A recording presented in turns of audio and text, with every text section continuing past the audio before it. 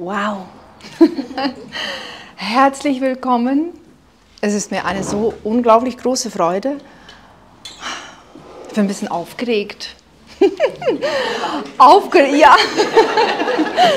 Aufgeregt vor lauter Vorfreude, wieder mal mit Menschen, so, ich sage immer so in echt, ne? So 1:1 in Natura, in Physis zu tun zu haben. Es ist so schön, Feedback zu haben, euch zu sehen.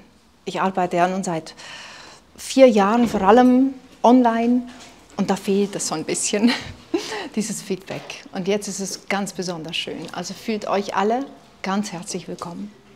Danke für eure Anreise und danke, dass ihr diesen heutigen Nachmittag, ja, in der Gemeinschaft verbringen wollt.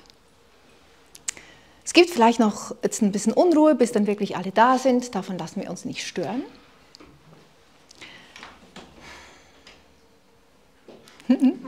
Wow, was soll man da noch sagen? Ich sage Danke, ein herzliches Dankeschön und möchte kurz wissen, könnt ihr mich hören? Das ist das im Video immer sage, ne? Aber muss mich auch wieder daran gewöhnen, ausreichend laut zu sprechen. Okay? Ja. Dankeschön. Ja. Herzlich willkommen in der Edimo-Oase in der Schweiz. Das ist die Oase, dieser Raum ist von meiner geliebten Freundin Martina Keller. Und hier finden unglaublich tolle Angebote statt. Und es ist mir deswegen so eine große Freude, selbst hier sein zu dürfen. Denn hier ist wirklich ein Ort der Spiritualität. Da begegnen sich Menschen, die ein gewisses Bewusstsein schon mal mitbringen, das noch mehr gibt als nur, was wir so anfassen können und verstehen können. Und ich glaube, gerade nächste Woche veranstaltet ihr, gell, hier einen Wasser-Event, den ich euch sehr ans Herz legen kann, wer gerne Hula tanzen mag zum Beispiel oder solche Rituale mag, wie wir heute vielleicht auch machen. Ja, dieser Ort hier hat eine Grundschwingung, die ich einfach liebe.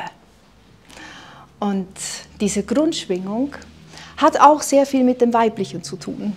Sie ist ja eine Eigentümerin, die ist weiblicher Statur. Und dieser Ort hat einfach so etwas unglaublich Nährendes, Einhüllendes. Und um das wollen wir uns heute ja auch, oder darum wollen wir uns, in das wollen wir uns einlassen heute, in das Weibliche. Es ist mir noch ein Anliegen, dass wir das Weibliche auch verstehen als Energie.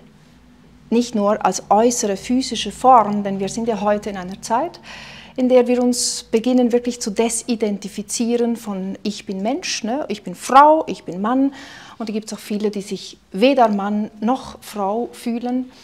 Und die fühlen sich bitte alle ebenfalls ganz herzlich willkommen in dieser Energie heute, denn es geht um eine höhere Schwingung oder um eine tiefere Schwingung, die eben nicht in der physischen Form nur Ausdruck findet, sondern eine ganz alte, ganz ursprüngliche Kraft ist. Das weibliche Element, das Nährende, das Gebärende, das Lebensspendende, das Haltende und Behütende.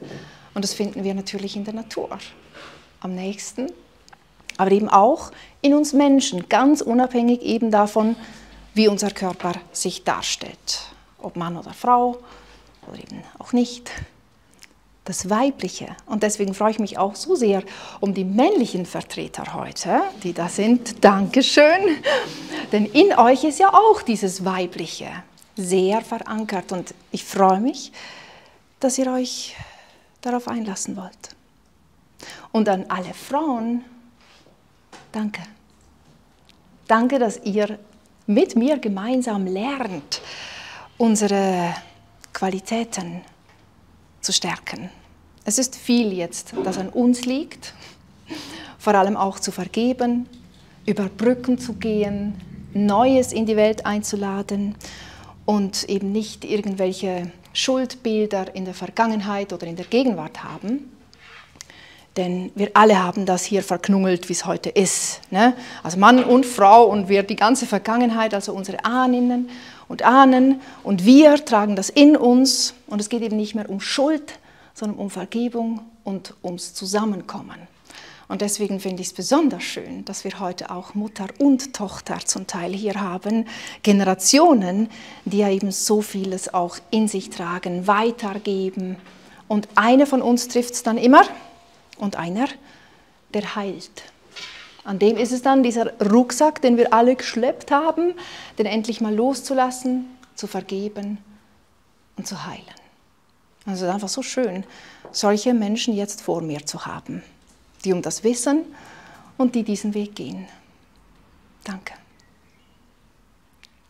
Ja, mehr gibt es von meiner Seite her damit oder darüber gar nicht mehr zu sagen. Ich will mich jetzt einstimmen und wie gesagt, es kommen dann noch ein paar Leute mehr dazu.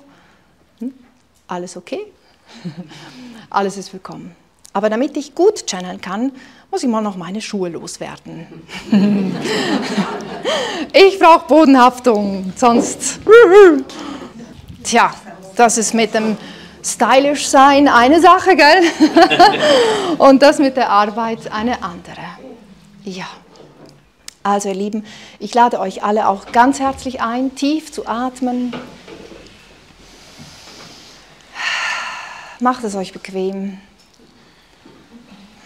und fühlt euch willkommen mit allem, was ihr heute mitbringt. Und ladet mit mir gemeinsam jetzt den Saint-Germain ein, an unsere Seite. Und möge er mitbringen, wer uns allen jetzt dienlich ist. Ich wünsche euch von meiner Seite viel Vergnügen. Und ich melde mich dann später wieder zurück.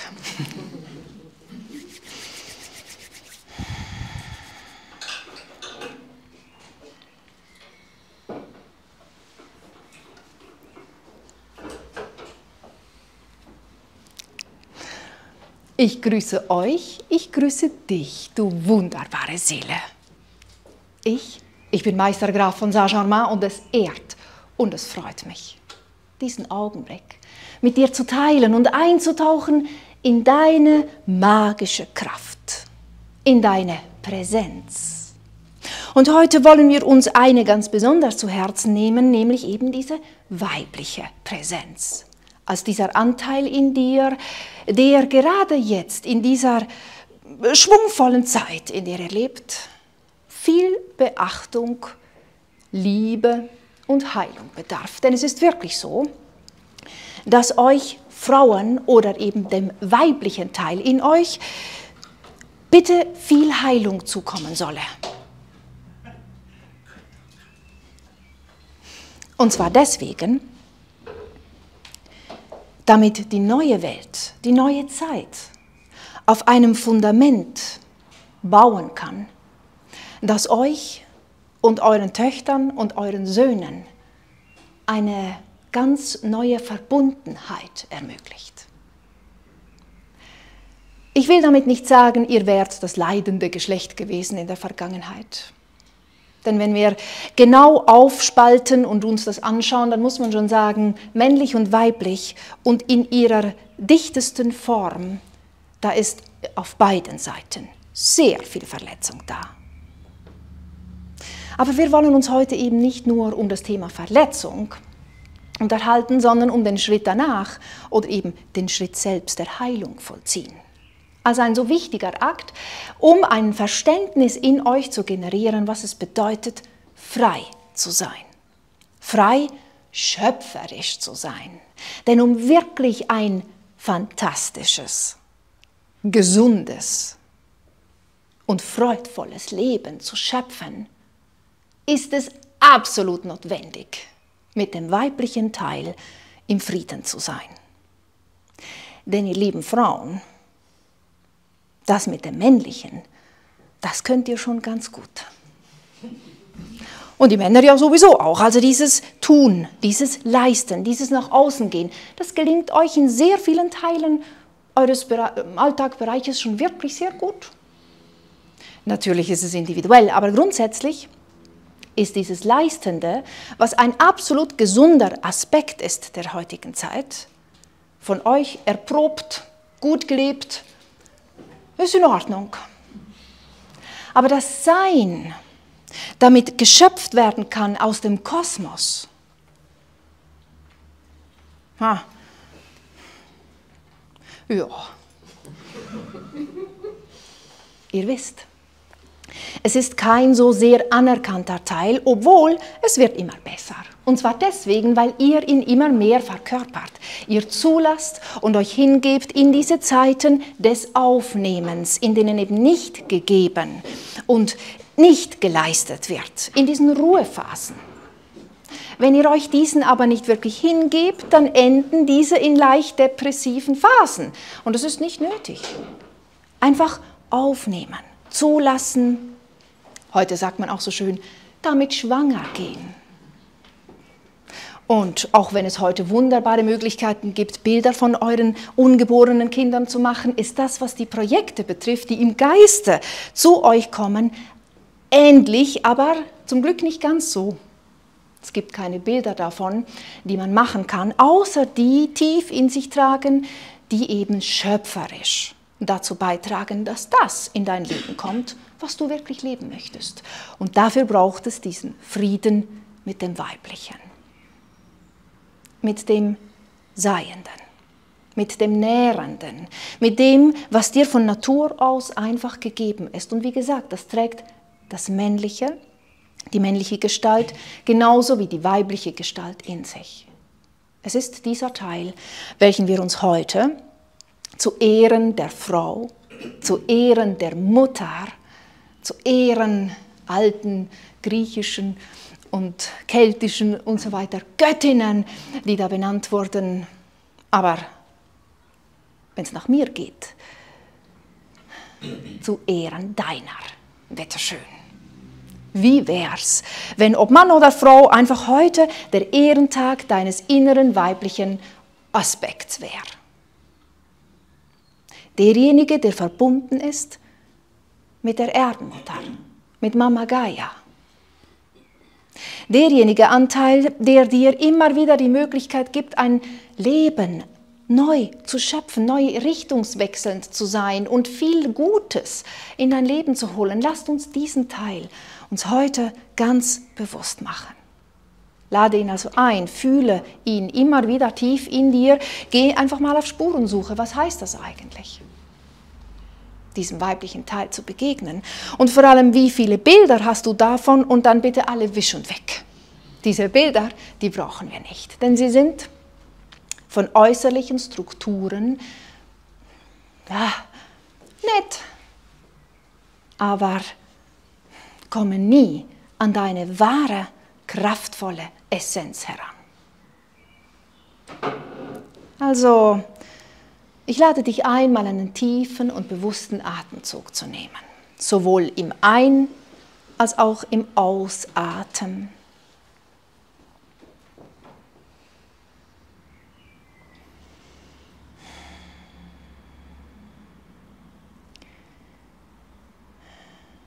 Fühle in dein Herz hinein.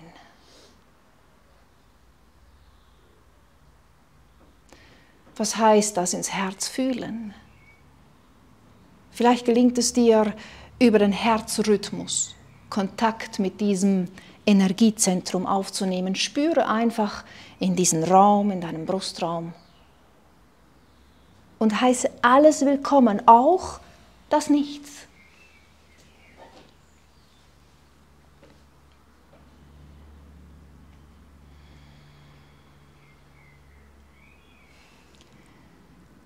Und lasse dein Bewusstsein noch tiefer sinken. Geh hinein in dein Wurzelchakra, im Bereich deiner Hüfte. Und atme da.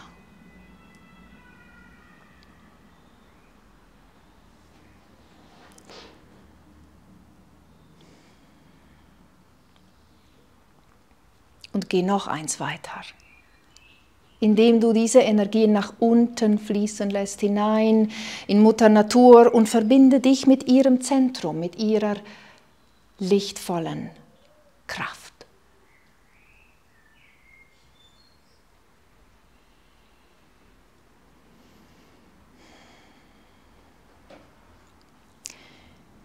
Dieses Zentrum der Erde, es ist wie ein Magnet für dich. Es ist ein Ort, an dem du heilen kannst. Ein Ort, an dem du immer willkommen bist. Also atme tief und fühle dich damit verbunden und fühle in dir, geh einfach mal neugierig auf Spurensuche, mit welchem Teil in dir und wo verbindet sich dieser Magnet, dieses irdische Schwingen, diese mütterliche, weibliche Energie, wo resoniert sie mit dir im Körper?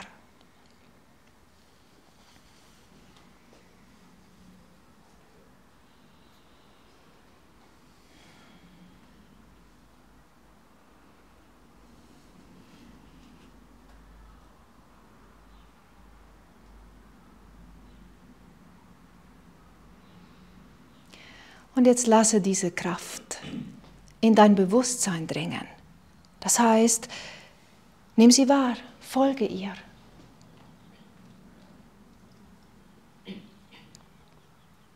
Und schau mal, was für Qualitäten sie hat.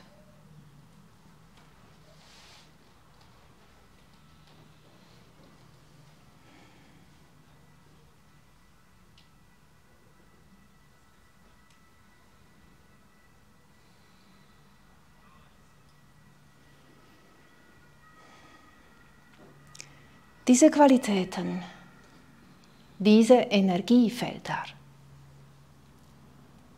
lade sie ein, ganz bewusst in deinem Alltag Raum und Platz einzunehmen. Und beginne damit, dass du hier und jetzt ihnen einfach die Möglichkeit schenkst, bewusst sie einlädst, da zu sein. Bewerte sie nicht. Es sind die Energien in dir, die jetzt aufnehmen. Einfach aufnehmen, nicht bewerten. Und im richtigen Zeitpunkt, in einem Augenblick, in dem du irgendeine Information, die du jetzt aufnimmst, brauchen kannst und sie dir dienlich ist, wirst du sie genau in diesen Qualitäten finden. Und sie werden sich dir automatisch eröffnen, wenn du dir regelmäßiger erlaubst, diesem aufnehmenden Teil Präsenz und Bewusstsein zu schenken.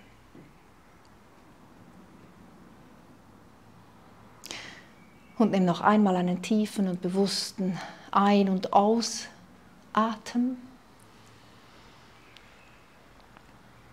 und finde ganz zurück in deinen Körper, in die Gegenwart.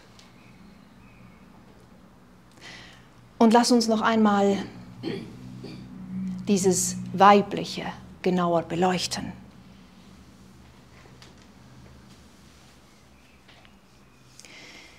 Das Gebärende, das Weibliche, das Mütterliche, das wird heute gefeiert. Und ihr habt unglaublich viele Verbindungen, Ideen und auch unangenehme Erfahrungen damit. Das liegt daran, dass in der heutigen Zeit und auch in der Vergangenheit sehr vieles einfach missverstanden wurde. Heute seid ihr, sind wir in der Zeit der Aufklärung, des Bewusstwerdens. Und deswegen hat das Weibliche, das eben auch so viel aufnehmen und speichern und eben dann zum Schöpfungsakt beitragen kann, so große Wichtigkeit. Weil es all das, was einmal war, so tief in sich verankert hat und es jetzt Stück für Stück preisgibt, ist es so wichtig, liebevoll damit in Austausch zu sein. Und wenn du äußerlich die Gestalt einer Frau hast, dann bitte schau jeden Morgen liebevoll in dein Antlitz. Da gibt's nichts zu meckern. Das ist eine Identifikation mit dem Körper, aber dieser ist einfach nur eine Gestaltung deiner Seele und ist nicht so persönlich. Also natürlich, es ist sehr persönlich mit dem Körper, aber du machst es eben auch zu einem sehr persönlichen Leidensakt, wenn du Fältchen siehst oder ein paar Kilo zu viel oder sonst etwas, das dir optisch nicht gefällt. Und noch schlimmer wird es, wenn es natürlich gesundheitliche Aspekte hat, wenn diese nicht in Frieden sind oder du nicht mit ihnen, das ist ein und dasselbe. Also der Körper, diese Gestalt, ob weiblich oder männlich, schlussendlich spielt es eine sekundäre Rolle. Du bist nicht dein Körper. aber du verbindest dich mit ihm und das ist ein weiblicher Akt, der da geschieht. Das Weibliche kann sich so leicht mit allem verbinden. Es nimmt einfach alles in den Arm, schließt es ein, lädt es ein, da zu sein. Das Weibliche hat ihre Qualitäten in den Urvölkern noch sehr stark im Bewusstsein verankert. Lernt wieder von ihnen. Ja, wo käme man heute denn hin, wenn ihr alle noch Bäume umarmen und in aller Ruhe irgendwo am Wasser sitzen würdet? Gemeinsam am Feuer tanzen würdet? Ja, ernsthaft, wo kämen wir dahin? Ich glaube, in einen ziemlich schönen, friedvollen Aspekt. Aber die Zivilisation, das, was heute ist, hat auch seinen ganz großen Wert und vor allem für Mann und Frau, für das Männliche und das Weibliche in Harmonie. Das ist möglich. Aber lernt von diesen alten Kulturen. Sie sind wichtig. Und sie brauchen Vertreterinnen und Vertreter. Und du bist eine, und damit meine ich deine Seele, von diesem sehr uralten Bewusstsein von Mama Gaia. Diesem weiblichen Element, das auf dieser Erde, auf diesem oder in diesem Spiel des Lebens eine große Wichtigkeit hat.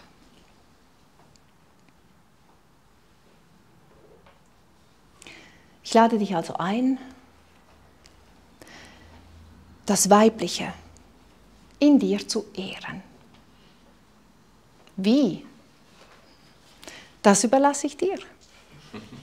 Sei frei, sei kreativ, aber eben lass dich inspirieren von anderen. Denn was eines am Weiblichen ebenfalls so wichtig und schön ist, um es benannt zu haben, ist die Gemeinschaft. Das Miteinander. Und deswegen seid ihr heute hier, damit miteinander bewegt werden kann und wir miteinander uns heute eben auch um einen Aspekt vom Weiblichen, nämlich die Mutter, die nährende, die behütende Mutter, die Erde, Mama Gaia, aber auch diesen Aspekt in dir, der sich sehr um dich bemüht, der dein ganzes Leben sich um dich kümmert, dich nährt. Aber das ist eben ein kosmischer Teil. Deswegen darfst du Wünsche, Bedürfnisse, Sehnsüchte und gern auch Ängste diesem kosmischen Teil übergeben. Er sorgt für dich oder eben sie sorgt für dich, das Mütterliche in dir. Gib dich diesem Fließen hin. Du kannst es schon auch als Gott bezeichnen. Alles in Ordnung.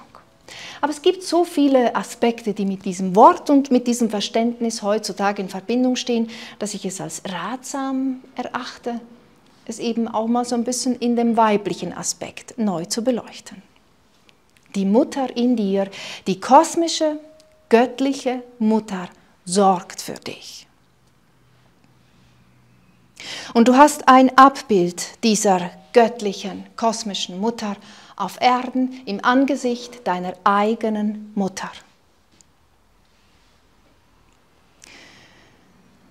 Und so wie du zu deiner Mutter stehst, ja, so stehst du auch zu dieser kosmischen Mutter. Ist das schön? Natürlich bitte ich dich zu beachten, dass das nicht 1:1 einfach so übertragen werden kann, denn dann kommt man schon mal schnell auch zum Schluss und denkt, oh, mein Gott, also ich kann ja nichts dafür, ne? Meine Mutter ist einfach eine Rabenmutter gewesen. Und da kann man mal auch schon sagen, ja, das gibt's. Es gibt Mütter, deren Qualität war es wirklich ganz und gar nicht, dir eine liebevolle Kindheit zu schöpfen. Aber weißt du, die Zeit, die sie geprägt hat, wie sie groß geworden ist, wie sie auf die Erde kam, ihr Start und alle, die ihr den Weg bereitet haben, deine Ahnen. Egal, ob du es sehen kannst oder nicht, ich sage dir, sie gab ihr Bestes. Und wenn ihr Bestes ganz wenig war aus deinen Augen, dann bitte ich dich doch eben dieses Wenige mit liebenden Augen zu betrachten.